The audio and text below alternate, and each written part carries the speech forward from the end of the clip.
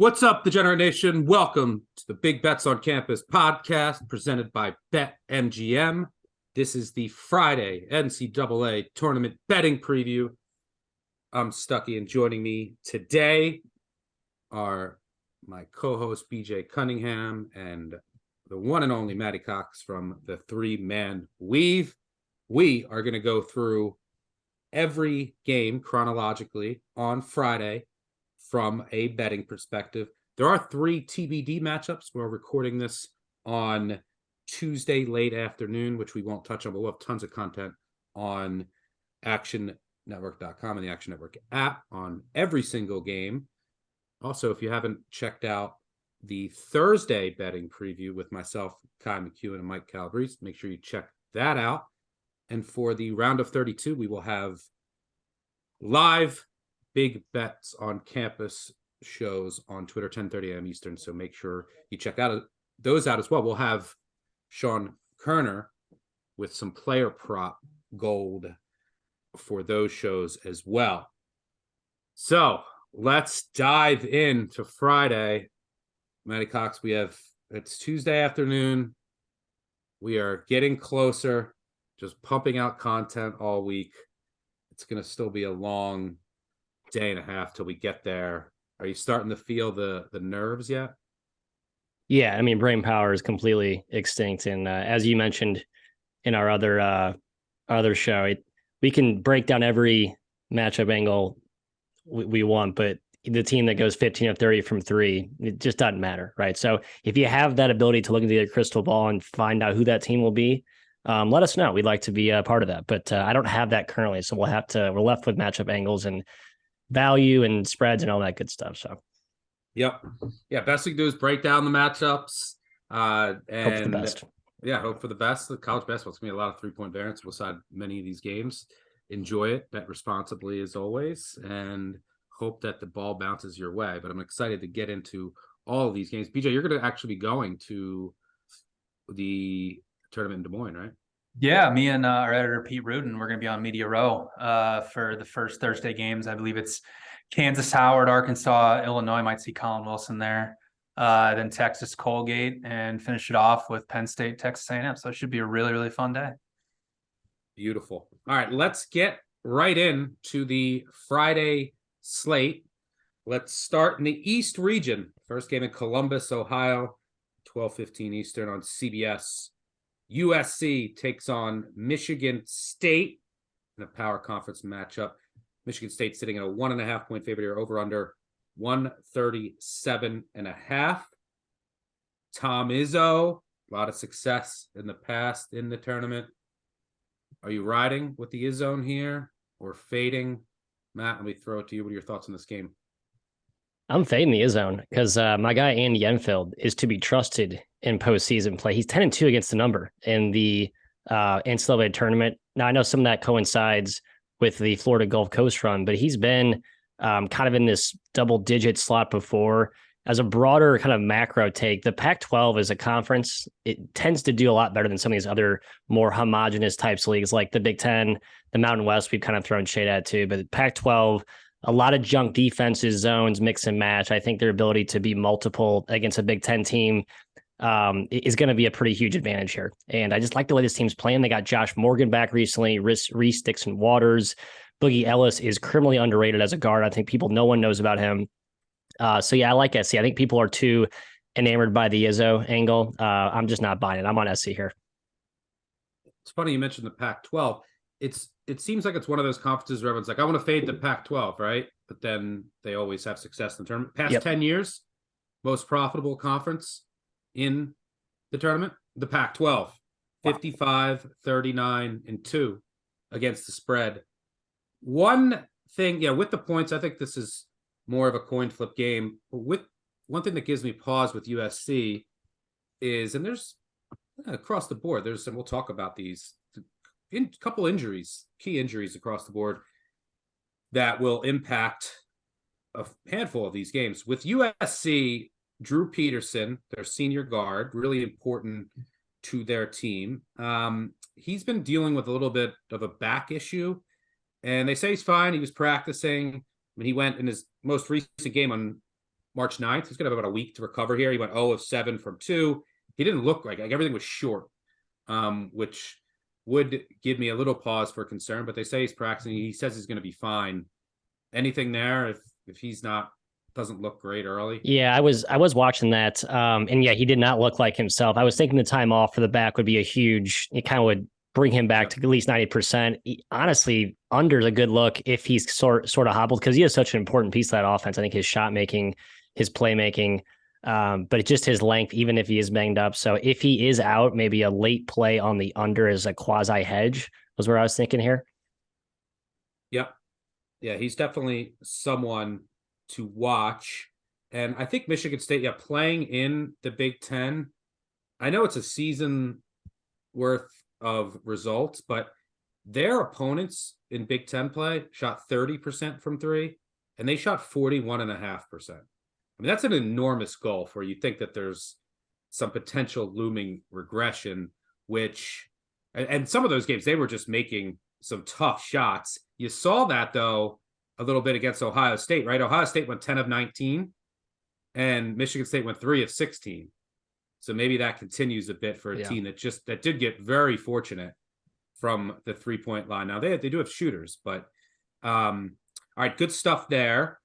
Let's move on to our second game in the Midwest region. This will be between Kennesaw State and Xavier in Greensboro, 12:40 Eastern on True TV. I tweeted out the other day, does True TV only exist for Impractical Joke? Like the board sits down at the beginning of the year and they're like, all right, here's our programming schedule. Impractical Jokers every half hour. And then in March, we're going to show the first round and the first 4 of the NCAA tournament. So it's time to find where True TV is if you aren't a avid Impractical Jokers watcher, because this is the game that'll start on True TV. Xavier, 11.5-point favorite over Kennesaw State, over under 151. I love Kennesaw State here. I think they're being slept on, and this is a very experienced team. I think they were number 1 in the country in minutes continuity coming into the year.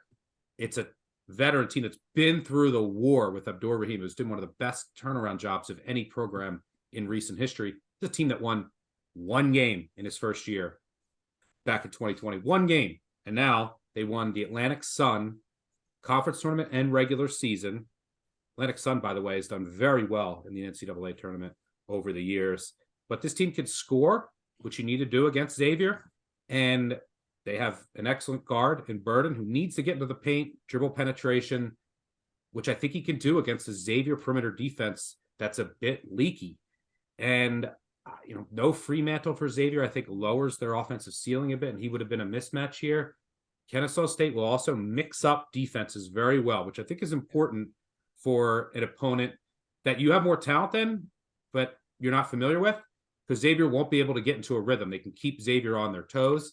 Now, you don't want to press Xavier. Xavier, good ball handlers. They rate out well against the press, but they actually rate out poorly against zone this year. So you could see Kennesaw State up their zone percentage. Regardless, they'll press a little bit, zone, man, intra-possession, really well-coached team, veteran team that can shoot. And I think that they're going to be able to initiate their offense here via dribble penetration, which you can get against Xavier. So I think Kennesaw State profiles is a very good underdog in the NCAA tournament. I think they're live to potentially pull off a shocker if you want to get a little crazy in your bracket. And I'm really excited about this Friday show in particular, because I think that the 13, 14, and 15 seeds in particular have a lot more juice as far as potentially pulling off an outright upset than the ones that are playing on Thursday. So I think Kennesaw State is extremely live here. Matt, you endorse this pick, the Owls? Yeah, 100%. Yeah. I picked my bracket, so I'm putting my money where my bracket mouth is, I guess. But here's the one concern, though. I'll be a little bit of a devil's advocate, so I don't want to have this entire slant toward Kennesaw. Average height, KenPom, Xavier 26th in the country, Kennesaw 334. Kennesaw's got kind of, bigger guards for the A-Sun, but Xavier has deceptively really long guards with Jones, Hunter at the forward position, and then Desmond Claude, the freshman. He's got a lot more run lately. It's actually been a big help to their defense.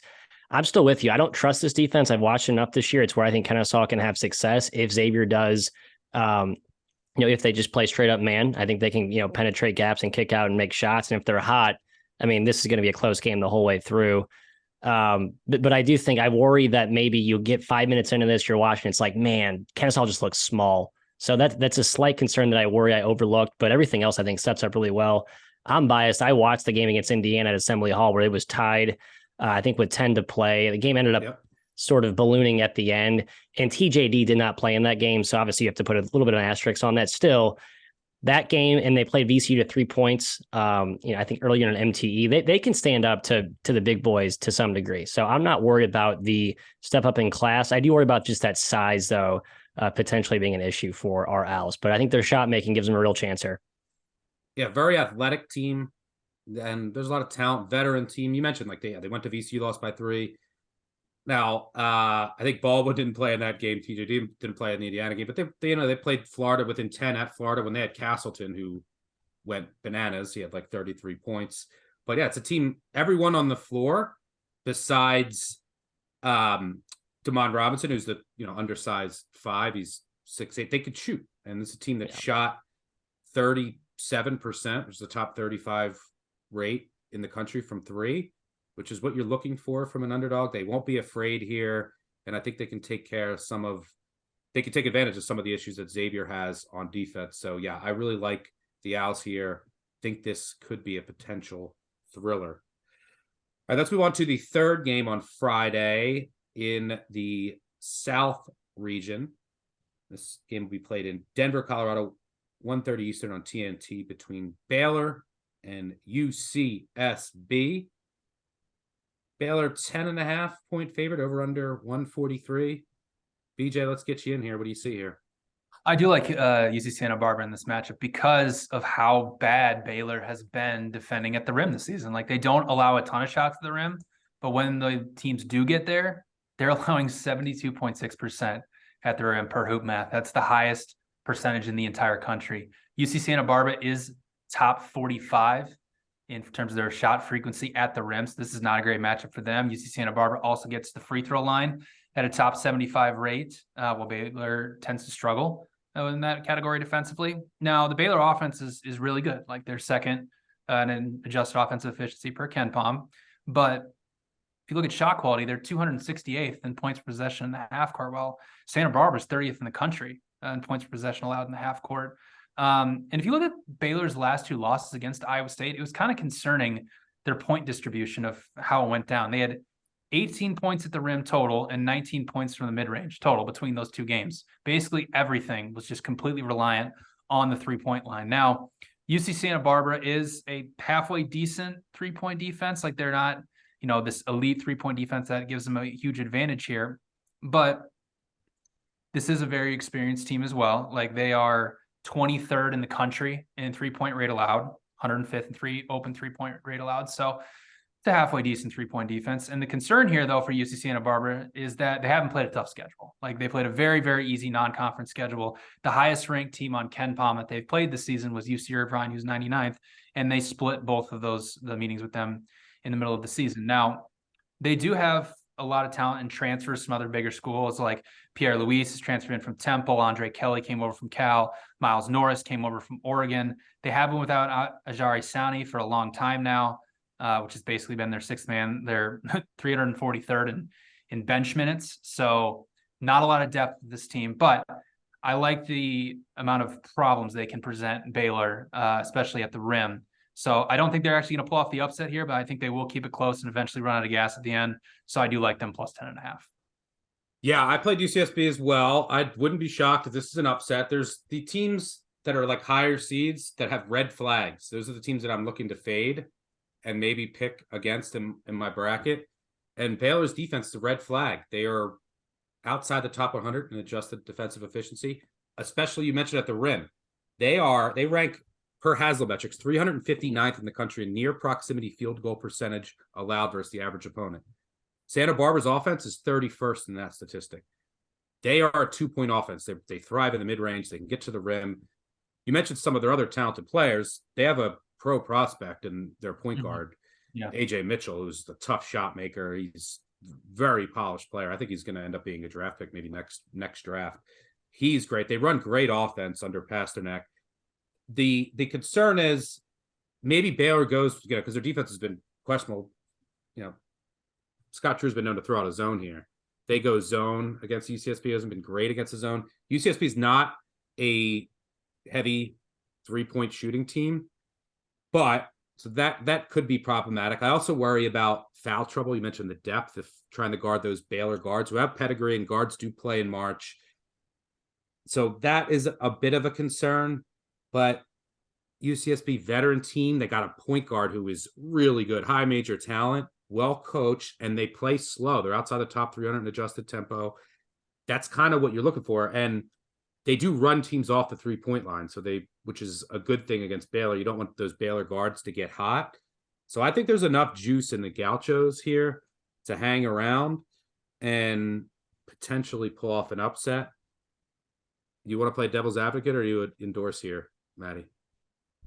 I think I endorse. However, a little concerned that maybe Baylor has just been kind of caught in the Big 12 grinder, and they're going to come out here. And yeah, I know UCSB is a good defensive team, but playing UCSB after playing Texas and Iowa State and Kansas might feel like playing a JV team. Just don't let Baylor shoot threes, right? Like, I wouldn't back Baylor when I'm laying points with the favorite. I don't like betting on a team that I need to hit shots to cover. I think that's kind of what Baylor, that's where Baylor falls on the spectrum. It's not a team that can punish and get easy ones at the rim. However, I do worry that maybe I've undersold Baylor because they've just sort of gotten into this mental rut, being stuck in the Big 12, grinder, pressure cooker, whatever. Now they get to play a UC Santa Barbara. Good team, right? But not Texas, not Iowa State. Maybe that talent kind of pops and explodes again, like the version we all thought we were going to see for most of the year, and they just never quite got there. That's my concern if you're back in UCSB here. Yeah, that's certainly possible, but it was just not only is their defense a red flag, they played Iowa State and got blown out at home to close the regular season. And then lost the rematch too. And I know that's a bad luck. Rematch 5 days later to Iowa State. It was not some juggernaut, and they gave up 73 and 78 in those games. So that was another red flag to me. Something just seems off. Now they could put it together as a team that won the national title 2 years ago, and they have the pedigree coaching in guards, which plays in March, but something just seems a little off. I think UCSB can put up a fight here. All right, let's move to the fourth game of the day, and it is the start of the absolute bonanza in Albany, which has 4 amazing games, which we'll cover today. The first of which is between VCU and St. Mary's, 2 p.m. Eastern on TBS. Mary's sitting in a 4-point favorite here, over under 123. Fascinating, pace and just style clash between these two teams, also on opposite coasts of the country. It's worth noting St. Mary's going across the country. This will be 11 a.m. local tip for them and their bodies, and how will they handle that VCU pressure. Really fascinating X's and O's matchup. What do you see here, Maddie?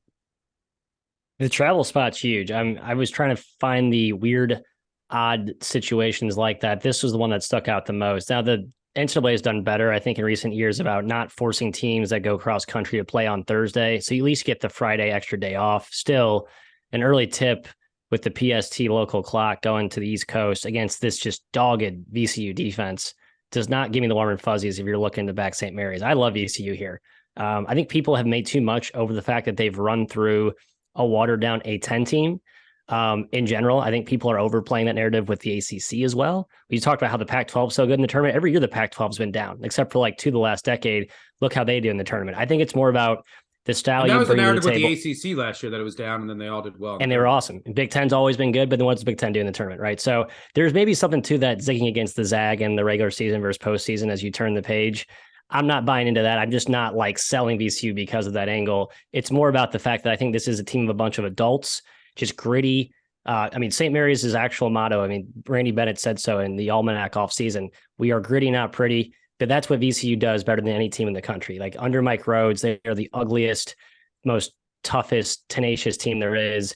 Ace Baldwin, the guys that they can put on Aiden Mahaney, to bother him with some physicality, kind of rough him off his line a little bit. I think that's going to bother the St. Mary's offense, which we have seen go through long scoring droughts against, pedestrian WCC defenses.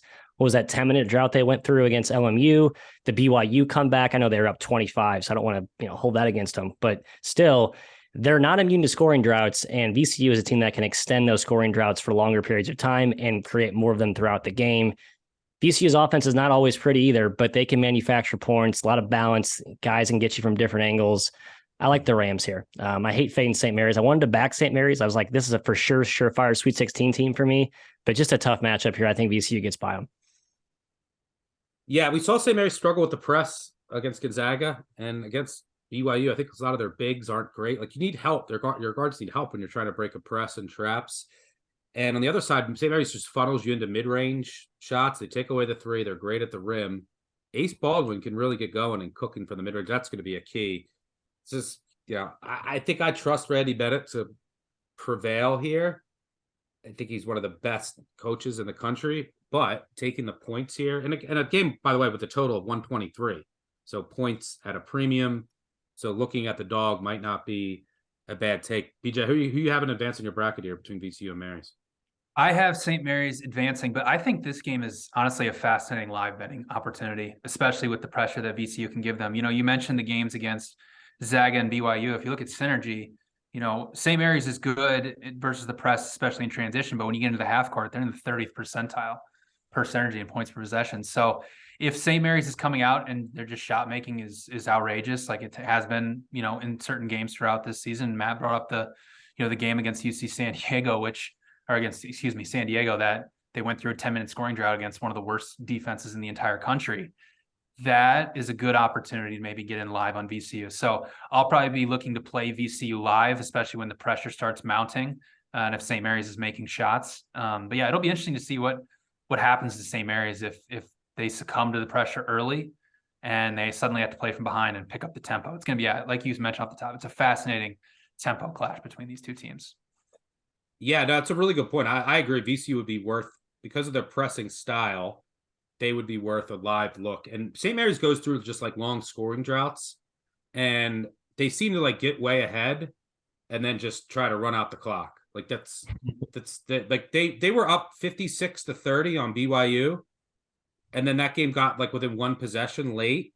You mentioned the San Diego game. They were up 58-35. They won by 3. It's just a constant theme with them, and VCU's going to keep coming at you. And with the pressure of the tournament, once like a pressing team starts turning you over, then it just mounts. You see it all the time. So if VCU is down big, they're going to keep coming. And I think that they might be worth a live look. All right, let's move on to the second game in the East region between Vermont and Marquette. This game will also be in Columbus, 2:45 Eastern on CBS. Marquette's 11-point favorite, over under 144.5. I don't really like a lot of the big dogs on Thursday. I like a lot of the big dogs on Friday. I mentioned Kennesaw. I mentioned UCSB, and I think Vermont is very live, a dangerous 15 seed because they well coached, a lot of ball handlers, which you need against Marquette, a lot of shooters, and they play slow. They're not going to turn it over. They're not going to beat themselves. Marquette also probably a 3 seed if UConn can make it open 3 last week. So like they're on the the fringe of the 2. It's not like the top 2, and I think Vermont profile is more like a 14. Those are very dangerous 15 seed with the way that they play. They're going to slow the game up, not beat themselves. Marquette's also a team of energy. Their Shaka Smart is Mike Tomlin, rah. His teams in the underdog role, they thrive. They come out and they just play with so much energy. And to wit, Shaka Smart, over the past 20 years, the second most profitable coach against the spread as an underdog. Only Tim Floyd, who was insane against the numbers of dog, was more profitable. But Shaka is a favorite. So he's 61% against the spread as a dog, which is ridiculous. 92 and 59 and 3 against the spread. As a favorite, 134, 156, 46.2%. As a double-digit favorite, 43, 63, and 2. 40.6% out of about 850 coaches in our Action Labs database since 2005. He's the 4th least profitable as a double-digit favorite. A lot of parallels to Mike Tomlin and his team's success as a dog, bad as a big favorite. So maybe they don't have that same energy that I know it's the NCAA tournament, but They just won't come out with that same intensity at first. I think eventually they'll turn it on. They're going to prevail here. I worry a bit about their pick and roll coverage against Tyler Kolek, but the biggest weakness of Vermont is their post defense. Horrific post D. Marquette doesn't run any offense through the post. So, yeah, I think Vermont can hang here. If they're making shots, they can put a scare into Marquette. I like the Cats here. If you want to get crazy, I think this is the 15 seed to pick. Maddie, are you agree or disagree? Yeah, partial agreement. I'll just ride the fence here. The issue for me is Vermont's talent pool relative to the teams John Becker has had in the past. I think this is actually his least talented team he's had of the 5 tournament appearances. He's 3-2 against the number in the tournament since I think 2007, and only 5 times he's made it. It's a well-coached team, no doubt about that. I just don't think there's no Anthony Lamb walking through that door. There's not like a guy that can get you a bucket if your execution falls short. And I still think the preparation, even though it's a great coach with and Becker, the preparation to Marquette's offense is such a tough nut to crack. Like Marquette was basically, a rocket ship. The only time they leveled off in the season was when they kind of hit that late season mini swoon. Teams in the Big East saw them a second time. They kind of adjusted to what they do. And they're so unique on both ends with their bigs being inverted. Even for a good team like Vermont with the time to prepare, I think it takes them time to get used to that. And once you're down 10-15 against Marquette, I think it's lights out. So that's my concern. But yeah, back in Vermont in the tournament under John Becker is never a bad investment. So yeah, I mean, some of the times where Marquette struggled though, like I said, was they just come out a little flat. Wouldn't you agree that they're energy based, like you saw? And then once they get going, they're a rocket ship. But they were trailing at the half against Georgetown. They almost lost to St. John's a couple times. There's just some games where it's like, they didn't really come out with but then they're an underdog and they come out right from the start and they're so intense, and that's when they're great. Which is why if they can get by like these games where they're supposed to win, they're going to be a really dangerous dark horse. But I think it'll be an intriguing game. But right, there's a big talent and athletic mismatch here. So Vermont can't let this get away. Now look, Marquette forces a ton of turnovers, pressure, Shaka Smart. Vermont does have a lot of ball handlers, and they do take care of the ball, which is really important. If you don't have that, they would have gotten run out of the gym. And I'm assuming they're going to try and slow this down. But like I said, the key is like the first 10 minutes of this game. You got to stay in it to have a shot. All right, let's move on to the 6th game of the day will be Iowa State against whoever wins that Pitt Miss State mess. Make sure you check out actionnetwork.com and the Action Network app for a preview of whatever that matchup ends up being.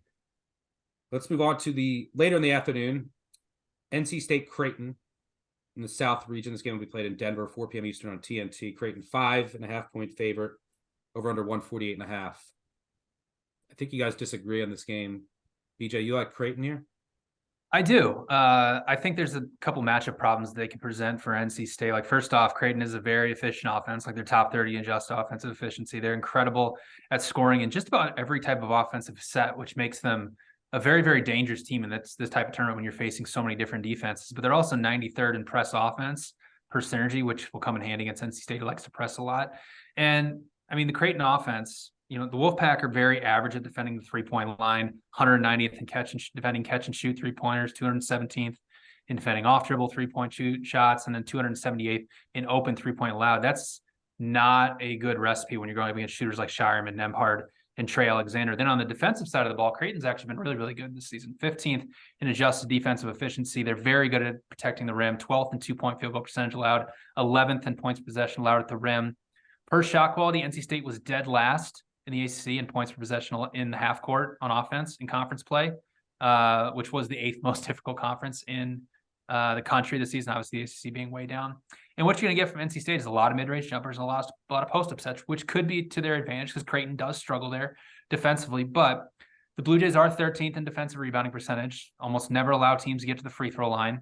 And NC State is 32nd highest frequency transition team in the country, while Creighton is top 20 in defending in transition. So I think this is a pretty good matchup here for Creighton with the amount of shooters they have, how good they are defensively, an NC State team that I really just don't trust their offense. So, and also Creighton's ability to break the press, I think is going to be big in this one. So I do like the Blue Jays -5.5, and I I parlayed them on the money line with San Diego State here in the first round. Yeah, I mean, NC State press is about a third of the time, one of the highest rates in the field. I think FDU is number one at 52%. That's their number one in the country. But Creighton, 99 percentile press offense. You can't really press them. They have ball handlers. And yeah, I find it hard to see NC State getting many stops here against Creighton. It's an NC State team that won 0 games away from home, neutral or away, against a tournament team.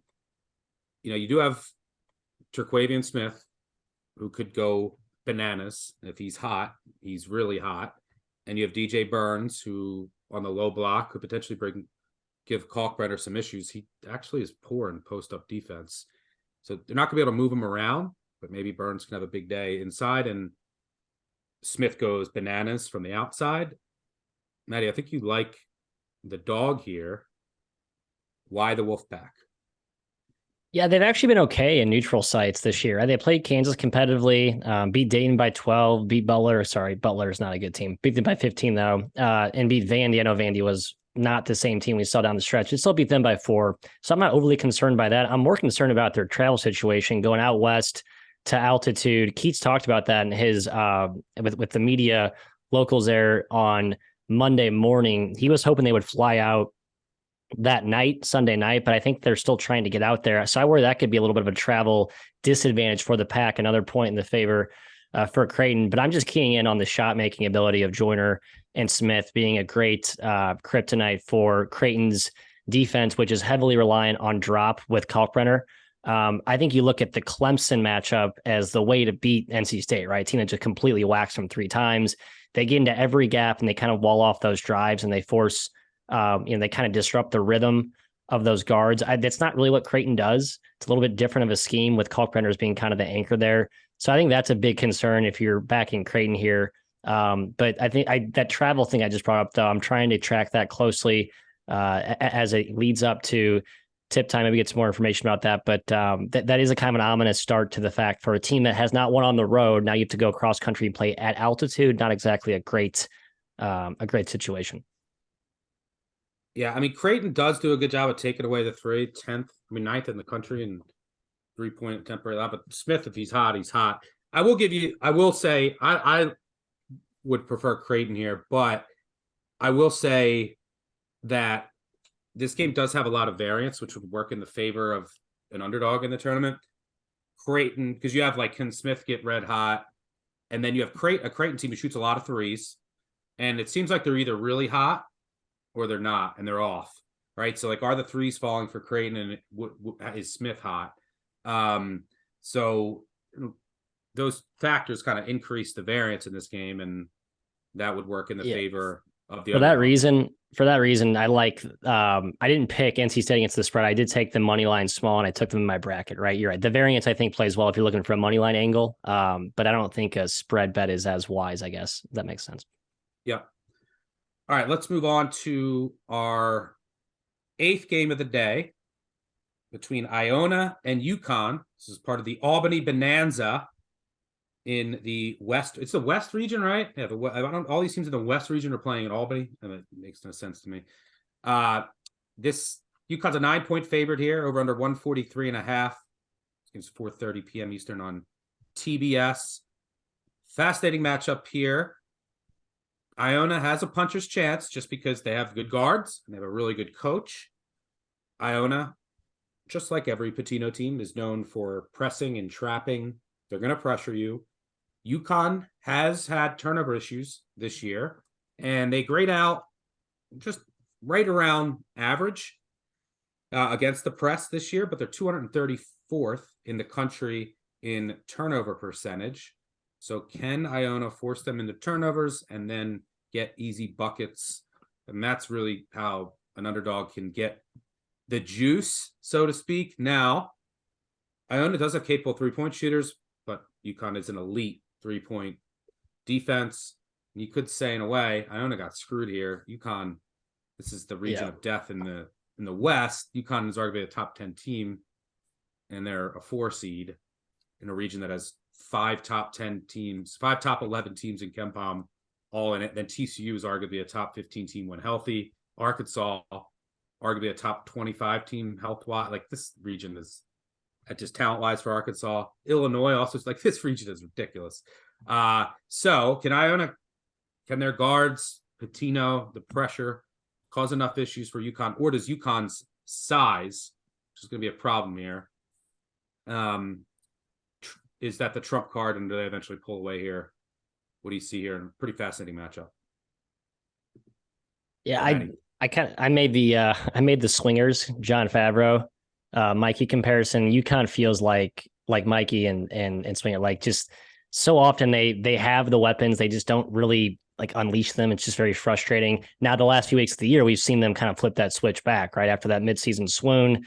It's been a tale of three chapters for the Huskies. Do I have concerns about the Hurley versus Pitino angle? Yeah, I do. You look at the data though. I mean, Pitino's 18-15 against the spread in the tournament lifetime. Like it's not like he's 25-5. It's not like an auto bet. I do think he has a coaching advantage. I think he can make UConn play in the half court and turn this into kind of an uglier slog. Just to lower possessions, give him a puncher's chance to win. But even with the potential coaching mismatch, I just think there's so much firepower, size, speed, athleticism, talent on UConn that Hurley can't mess this up, and not even Pitino can counter it. I think both teams kind of got screwed. I mean, look at how well Iona's been playing down the stretch. I mean, their Bart Torvik splits since February 1st, pegged them as like a top 30 team, but they're beating MAAC teams by margin, right? I mean, UConn was beating Big East teams by margin. If they make a shot against Marquette, I think we're talking about a team that's like a 3-2 seed. They march on, and the entire narrative around this team is different. So I think it's actually a blessing in disguise for UConn to kind of have that reset, maybe, light a fire under them. You get a whole week off to rest and prepare for Iona. It feels foolish to go against Pitino in this coaching mismatch, but I am going to lay it with UConn. Good stuff there. By the way, the 9th game of the day, we don't know the matchup. It's the 16 seed winner between FDU and Texas Southern. Texas Southern, by the way, I think they only finished like 12-22, but this is a team that won their conference tournament last year, made the tournament, and they were dealing with injuries throughout the year, so they're better than their record indicates. But if FDU gets by Texas Southern, FDU, I mentioned, presses at the highest rate in the country. So maybe that works in Purdue's favor. You get like a practice against the press. FDU, before the pressure that FAU and especially Memphis is going to put on you. So that's something to keep an eye on, that if Purdue gets FDU's their only shot. They're going to press the whole game. They can't get into a half court and have Edey dunk on them every possession. So we'll see if that helps Purdue in a way, is getting to see a press and practicing against a team that presses more than any team in the country. But let's move on to the 10th game of the day between Providence and my Kentucky Wildcats. I'll be at the bar down here in Lexington. There are 2 keys that are staggering. If you're in town, message me on Twitter. I'll buy you drinks all night. Game's at 7 p.m. Eastern on CBS. Kentucky's a 4-point favorite over under 145. This game is in Greensboro, the East region. I have no idea what to expect from Kentucky. They're way too inconsistent. Wouldn't surprise me to see them make a run to the Final Four. Wouldn't surprise me to see them lose this game by 30. I really have no idea. Ed Cooley's been great as a dog. Bryce Hopkins' revenge game. Who knows? I have no idea what's going to happen. I'm not betting it. BJ, you have a take. Who do you like? Yeah, I think this potentially sets up for kind of a rock fight between these two teams. Obviously everything's going to be made out with the Bryce Hopkins revenge game. But first off, I mean, both these defenses have not been good this season. Overall, they're both outside the top 70 in adjusted defensive efficiency. And both offenses are inside the top 20 in adjusted offensive efficiency. But let's first start with Kentucky. I mean, how do you stop Kentucky? You got to stop Sheboy down low, and you got to be able to defend mid-range jumpers, because Kentucky doesn't really take any 3-pointers. Providence is 64th in the country in points per possession allowed at the rim. They were 3rd in the Big East in defending mid-range jumpers, only around 36% in conference play. Kentucky has 29% of their shots coming from the mid-range and 40% coming at the rim. Kentucky has also the 2nd highest offensive rebounding percentage in the country. Providence is 96th overall in defensive rebounding percentage, despite being 277th in average height. So that could be a hindrance to them. But Providence, much like Kentucky, needs to get to the rim to be successful. They were 74th highest frequency in shot attempts at the rim. They're a top 20 offensive rebounding team, but Kentucky only allowing 56% on shots at the rim this season. Obviously, Sheboy is very, very good at defending around there. And they also, Kentucky defended in the half court very, very well, which I'm guessing this game is going to be played mostly in. 22nd in points per possession allowed in the country. And Providence, listen, I mean, yes, this game's going to be played in the half court. Both teams do like to get out and run a little bit, but the tempo clash, I mean, Providence was 195th in adjusted tempo, and Kentucky is outside the top 250. So for the tempo not really being this fast transition type pace game for two teams that can defend at the rim, I think it sends up for a little bit more of a slog, a little bit more of a rock fight, despite these two defenses not being grading out that well over the season. So I like under 145.5 points. I think it ends up being a little more low scoring game than expected. I like that. Yeah, on the surface, I'm like, well, both these defenses have struggled, but yeah, that's rock solid analysis there. Matt, what are you seeing here between Providence and Kentucky? Help guide me, because I have no idea. Yeah, I'm kind of searching on this one as well. The one angle I did read about, it's not just the Bryce Hopkins revenge angle. It's kind of like an SEC revenge against Kentucky angle. You have Devin Carter and Noah Locke, two former SEC dudes, Carter at South Carolina, Locke at Florida. They've all played Kentucky. They've all had Kentucky on their, bulletin board with in their crosshairs.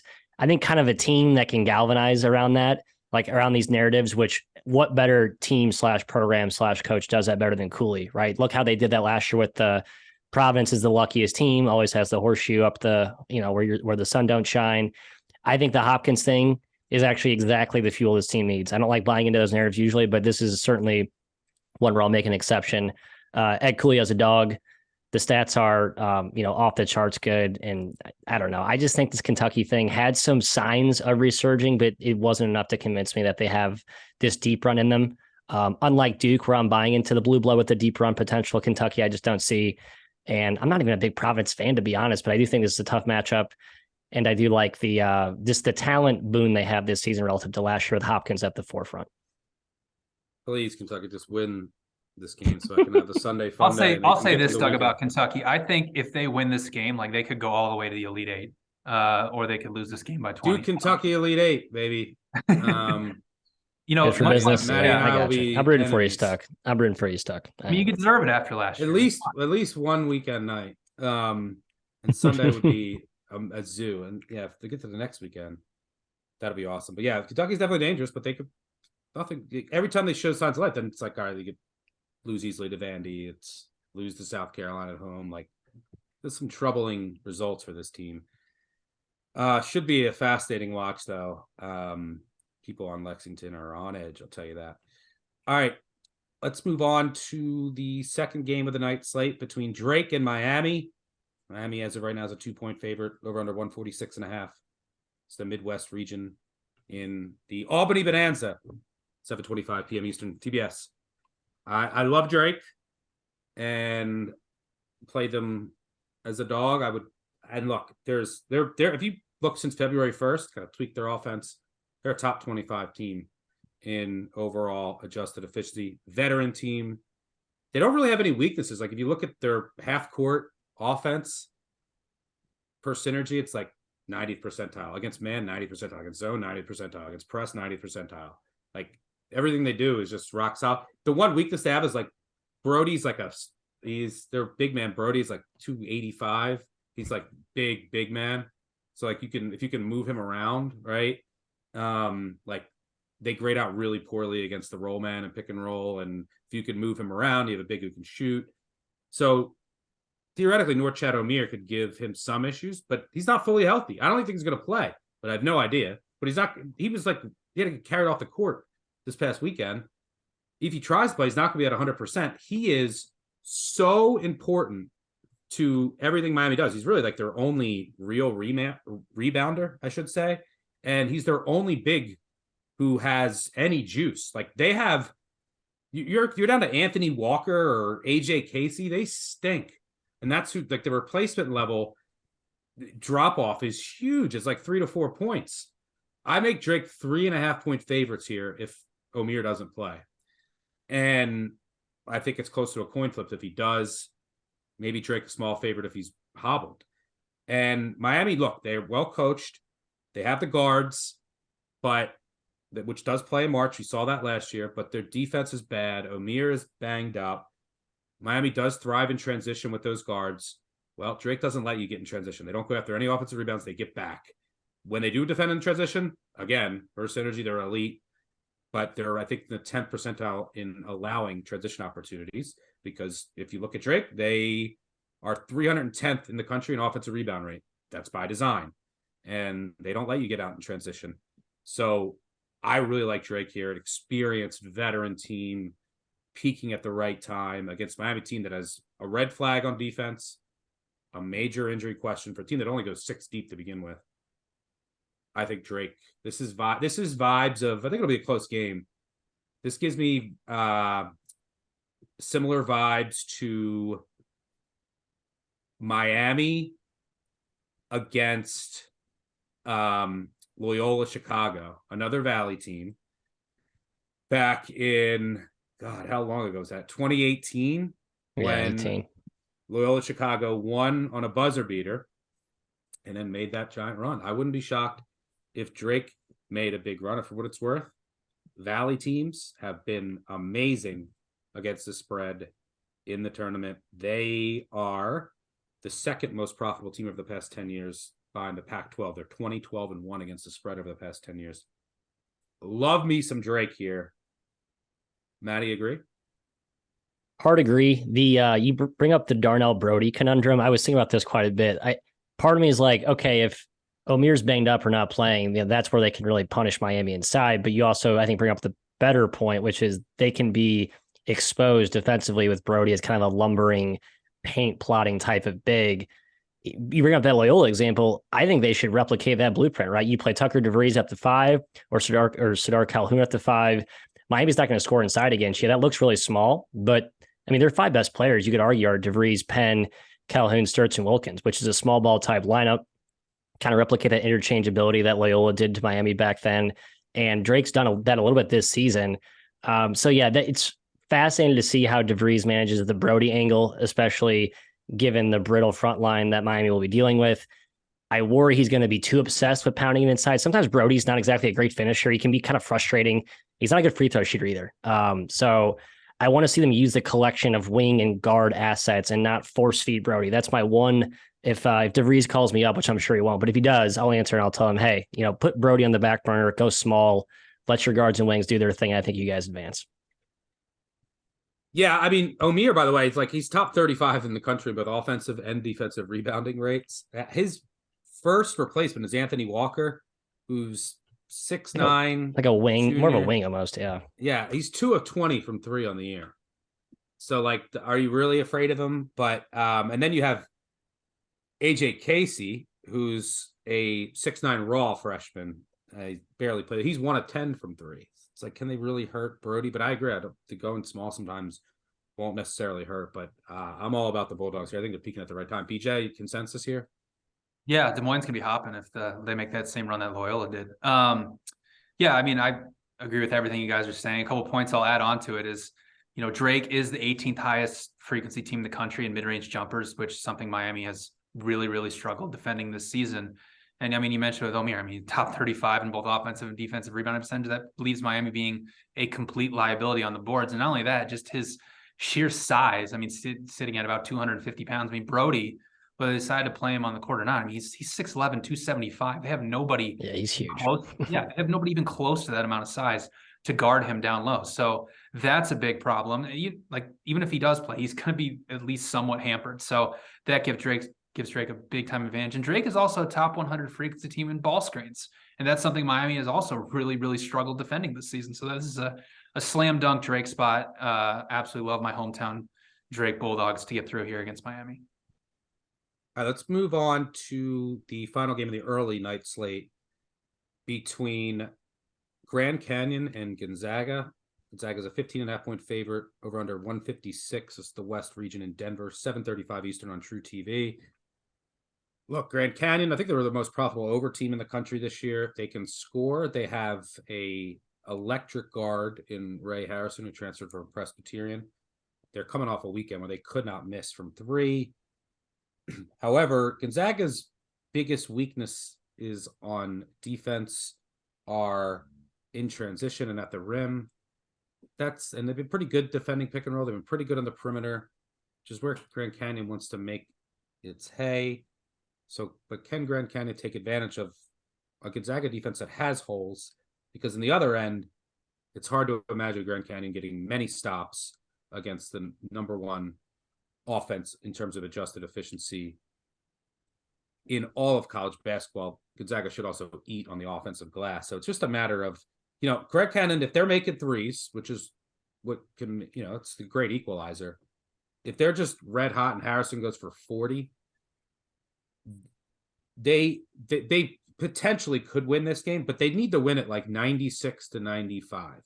Like that's their only path to winning this game.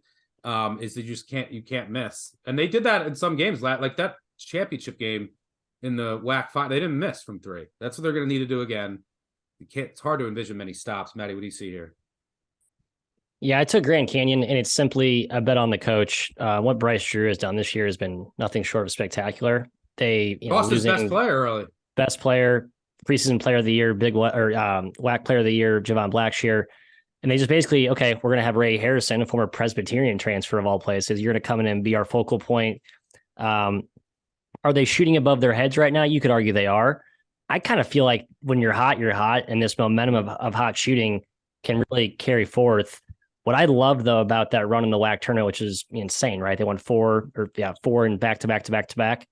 He used like 5 different types of defense. I saw him use the triangle and 2, box and 1. I know that he will have something unique up his sleeve and a bag of tricks in his back pocket if he needs to use it to kind of take Gonzaga out of their comfort zone, right? They're going to, they've been an over team lately. I would be shocked if Drew continues to be so free-flowing with how fast they play, just at the expense of their transition D.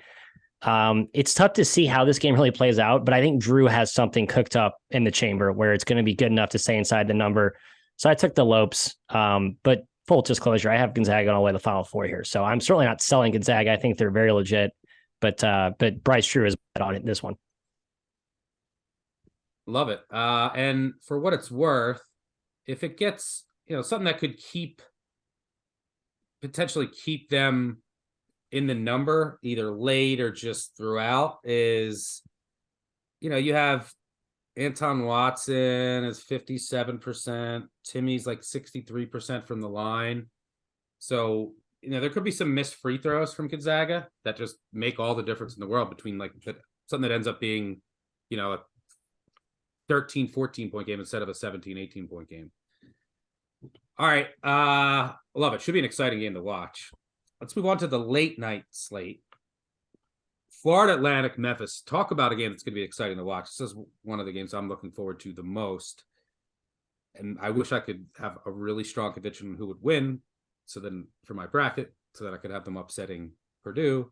So I think Purdue and Kansas are very, very vulnerable 1 seeds for who they have in the second round. The problem is Arkansas or Illinois going to win, or is it Florida Atlantic or Memphis going to win? And that's the conundrum of a bracket. This game, Memphis 2-point favorite, over under 153. Games in Columbus in the East region, 9:20 Eastern on TNT. Memphis peaking at the right time, as well as Florida Atlantic. Both deep teams, super athletic. How do you make sense of this game, BJ? Yeah, I like this is like a hold your nose, like sicko type under 153 points. Like this is obviously going to be a very up and down type of game, but I think both these defenses potentially pose some problems for the opposing offenses. Like if you look at Florida Atlantic, they're obviously an elite offense. They have 4 3-point shooters, but Memphis has done a tremendous job defending the 3-point line. They're 28th in the country in 3-point percentage allowed. They're 15th in defending catch and shoot 3-point jumpers, 66 and off the dribble 3-point jumpers. So they do have the size and ability to defend Florida Atlantic. And on the flip side, Florida Atlantic is a very, very good press offense. They don't turn the ball over quite a lot. So I think you'll see a good opportunity for them to potentially get into the half court. And listen, both these teams are also very, very good at defending in the half court. So I don't see a scenario where it's very weird. I think Penny Hardaway is a very smart coach, but I don't just see him just all out pressing against a really, really good press offense. I think he'll probably hang back, maybe try to press them in the half court rather than trying to just go right at them and turn this into an up and down type game. Both these teams are very, very good at defending at the rim as well. So I think it sets up kind of a little more difficult for these two offenses to score with these two, both defenses being pretty good. So I like under 153 points. Like this could go to 170, 175. And it's like, okay, yeah, I look like an idiot. But I do think these two defenses potentially pose some problems for the opposing offenses. Yeah, tons of athleticism that can match up with each other across the board. I was getting in my bracket, which I don't have my official bracket. I was like contemplating Memphis to the Final Four. And then I'm like, well, they're a 2-point favorite in the first round. But I think that they could give Purdue a ton of problems. Both teams could give Purdue a ton of problems. They're both in 91st and 93rd percentile in post defense. They also can pressure the Purdue guards with their physicality. It sucks that these two teams got matched up against each other. Matt, were you doing anything with this game? Yeah, I'm going to take FAU. More of a heart bet, I'll be honest. I got FAU in the Elite Eight. I saw them play live twice this year. They're just such a blast. The one weakness with them, I watched La Tech exploit this with Isaiah Crawford. If you have like a big power wing and just you post up that fourth guard, because you're right, as BJ mentioned, they have 4 guards and they have Golden up front, and they'll swap in Rosado, who's like they're kind of their backup big, but it's 4 guards and 1 big. So if you have like kind of that hybrid piece that can bully the quasi fourth guard, that's where you can exploit. But that's really not what Memphis does. Like, I think they run more conventional stuff with Kendrick and Williams won't be able to body Golden if that's the matchup they get there. So I'm going to take FAU, but nothing strong because, as you mentioned, I mean, Memphis just is a different team right now, and it's a well-coached team, and it's a team led by a guy in Kendrick Davis who's probably, I don't know who I trust more in the final 3 minutes to like get me a good shot, make the right play, make free throws, just to, an adult in the room at the head of the snake there. Yeah. Well, you have FAU going to the Elite Eight. I might have Memphis going to the Final Four. One of us. Yeah. Sorry, Purdue. Friday night is one of us is going to be upset with our brackets. Let's move on to the second late night game between Montana State and Kansas State. Kansas State's an 8.5-point favorite over under 139, 9:40 Eastern on CBS in Greensboro in the East Regional. I think Kansas State, you want to look for potential underdog just from a seeding perspective that could win outright. When we had an event, I think it was in Vegas a few years ago, I made a bet on stage. We had an event on stage that Kansas State was going to lose to UC Irvine. And what was the Kansas? Was that a 4-13? Yep. And UC Irvine ended up winning. And I just thought it was a really good matchup schematically for UC Irvine in that game. They ended up winning. I think the same thing is true here for Montana State on both ends of the floor. It's a really good matchup for Montana State, who veteran team, very well coached, very athletic. It's not your typical Big Sky team. And one of their best players, Bello, dealt with an injury for about a month. I think that hurt some of their analytic ratings, but he's healthy now. And when you look at this Kansas State team, like you look and you say, okay, they're a 3 seed. Well, I have them 27th best team in the country in my power ratings. KenPom, they're 24th. That's a 6-7 seed. Yep. So you're not getting a true 3 seed here if you're Montana State. 2 coaches I highly respect. Kansas State, obviously, an electric backcourt.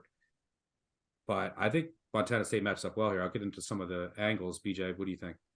Yeah, this is one of my favorite bets of the entire first round of the tournaments. I mean, Montana State is an absolutely dangerous matchup for Kansas State. So, I mean, Kansas State largely benefited from being really good in Manhattan this season. They were 16-1 at home, 7-9 in neutral or games away from home, 7th worst away from home metric per Haslam metrics in college basketball.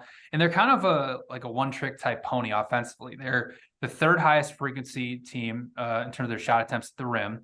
They are the highest frequency back cutting team in the country. Montana State is 6th in the country at defending the rim and 19th at defending back cuts. So they'll be able to take away 2 of the big advantages there. And then Kansas State, they're only shooting 34% from beyond the arc, and they're 297th in open 3-point rate. So a lot of their 3-point jumpers are contested. And not to mention, I mean, Kansas State has had turnover issues all season long. They have a 20% turnover rate, which is 300th in the country. Montana State can turn you over at a top 75 rate. And Montana State, they're peaking at the right time. They won 14 of their last 15 games in the Big Sky. Incredibly well-experienced team, 4 upperclassmen in their starting 5. Raekwon Battle is a really dynamic scorer. Came over from Washington, the transfer portal. The biggest thing, though, with Montana is they need to get the ball inside. They need to get the ball inside. And Montana State, don't make the the fans in Bozeman upset. Montana State, not Montana. Excuse me, Montana State. They need to get the ball inside, and they need to get to the free throw line, which they do at a top 10 rate. I mean, Kansas State, they're 298th in free throw rate allowed. And the biggest advantage that Kansas State has had over a lot of teams, especially in the Big 12, is they're an elite 3-point defense. Well, that doesn't really hurt Montana State because they don't take a lot of 3-pointers to begin with. So I think this is a slam dunk spot for the Bobcats here. So I love Montana State at +8.5. Yeah, I agree. Last year, one of my favorite bets was Texas Tech in the first round against Montana State. Montana State lost by 35. That was the worst possible matchup for Montana State because you mentioned it. They're the second heaviest post offense in the country behind Purdue. And they run a lot of stuff through Bello in the man in the goggles in the interior. And then they need dribble penetration. This is not a 3-point shooting team. So you're going up against that no middle Texas Tech defense. You got to shoot threes. Well, Montana State what we all expected to happen happened. They lost 97-62. So, but now this team, again, they don't shoot threes. They're not a great 3-point shooting team. They want to run everything through Bella, and they need dribble penetration. That you can do that against Kansas State. You can get to the rim, and they need to get to the line. I think Kansas State's 300th in free throw attempt rate allowed on defense. Montana State's 5th in the country getting to the line. They can get to the rim here. They can get into the paint. And then on the other side of the ball, it's a team that has great individual defenders that can match up with this Kansas State backcourt.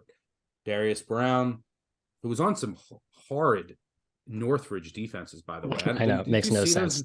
Those Northridge defense under Gottlieb they just never play defense, but he was Big Sky Defensive Player of the Year.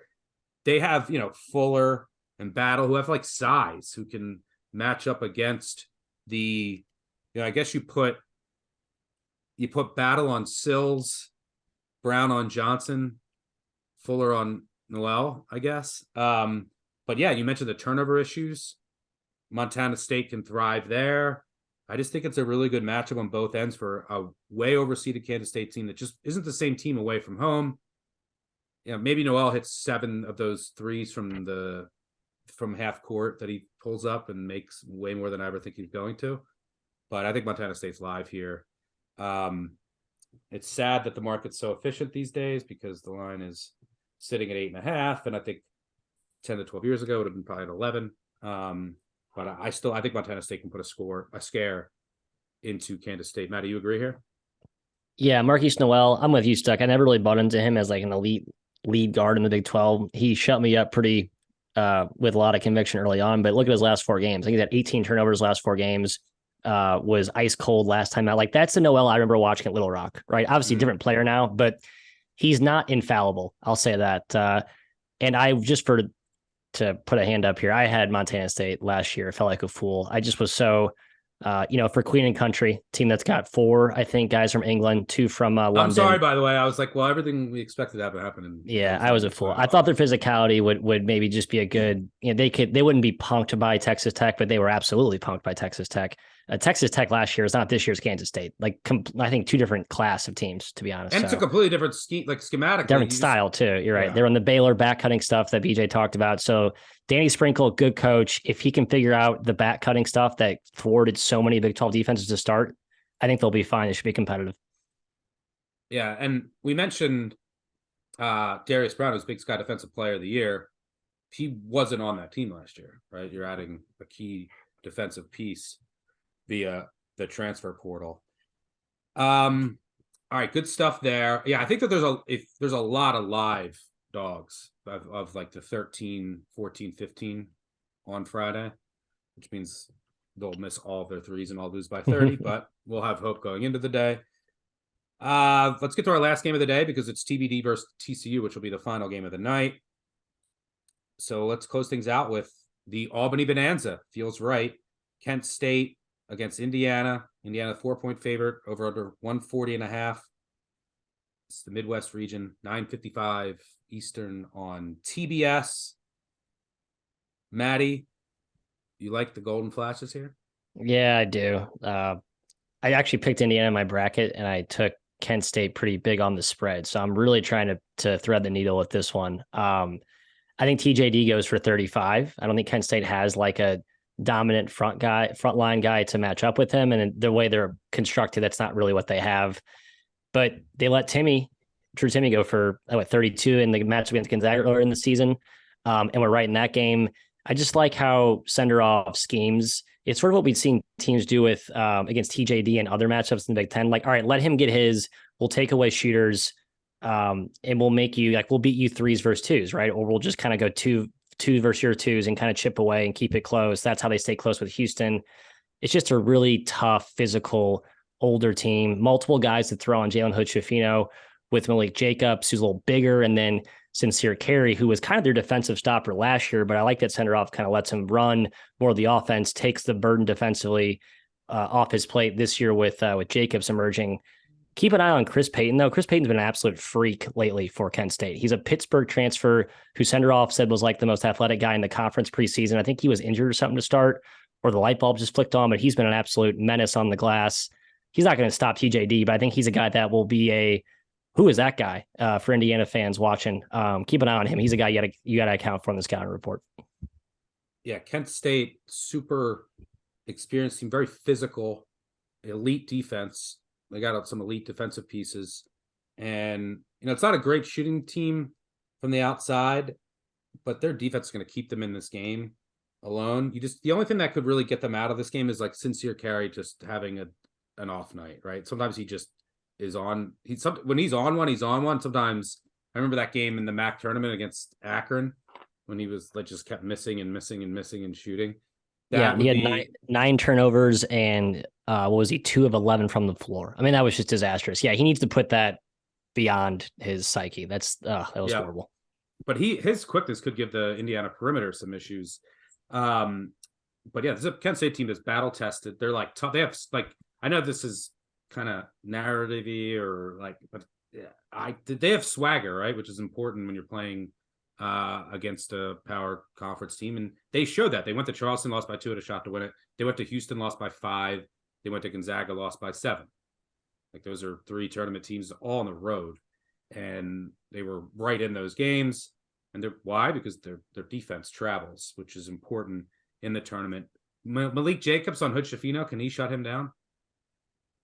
Maddie? Shut down. I think he can bother for sure. I like that they have 2 options, right? It doesn't have to be one guy for a full 40 minutes. You can put multiple guys, alternate between Carey and Jacobs. But I think it's more about the scheme, right? You kind of have to.